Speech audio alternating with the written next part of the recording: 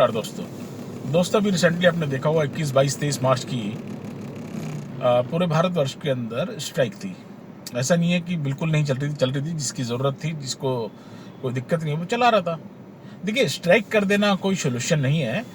और आपके इश्यूज हैं, मैं मना नहीं कर रहा, इश्यूज होने भी चाहिए और आप रखो, लेकिन आपको कैसे रखना है ये आपको पता होना चाहिए। देखिए, टैक्सी लेने कैसे लेने जिसके अंदर बहुत सारे राज्यों के अलग अलग राज्यों से ड्राइवर्स आते हैं, टैक्सी ओनर्स आते हैं। तो सबकी अपनी अपनी सोच होती है, सबके अपने अपने विचार होते हैं, सबके अपनी अपनी दिक्कतें अलग अलग होती हैं।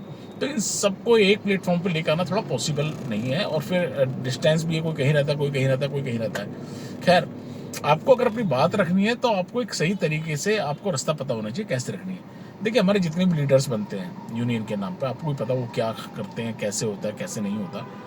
अगर बीइंग ए टैक्सी ड्राइवर, आपको ध्यान रखना पड़ेगा कि देखिए, अब रेटों का जो इशू है ना, वो कोई बहुत बड़ा इशू है नहीं। बहुत सिंपल सी बात है। अगर आपको प्राइस अगर सही लग रहा था, आप उठाओ, नहीं तो मत उठाओ। भाई, जब एक ड्राइवर स्टार्ट करेगा, ऐसे कितने ड्राइवर धीरे धीरे सभी करेंगे तो रेट अपने आप कंपनी बढ़ाएगी, कस्टमर अपने आप एक्स्ट्रा पैसा देगा। और लेकिन एक बात तो, इस कंपटीशन का फायदा क्या है कि आज की डेट में जितना मैं जान पाऊँ ड्राइवर्स को, जिस लाइन को, कि आपका वॉल्यूम भी बढ़ गया, काम भी बढ़ गया आपका ना। रेट महंगे होंगे तो राइड कम आएंगी, रेट कम होंगे तो राइड ज़्यादा आएंगी। ओवरऑल अगर आप देखो कि भी आप कहीं पे टाइम पास नहीं कर रहे हो, आप कंटिन्यू ड्राइव कर रहे हो, तो आपका अच्छा एक हैंडसम अमाउंट इकट्ठा हो जाता है। जितना मैं समझता हूँ 3,500-4,000 रुपये हर व्यक्ति काम कर लेता, करने वाला होना चाहिए।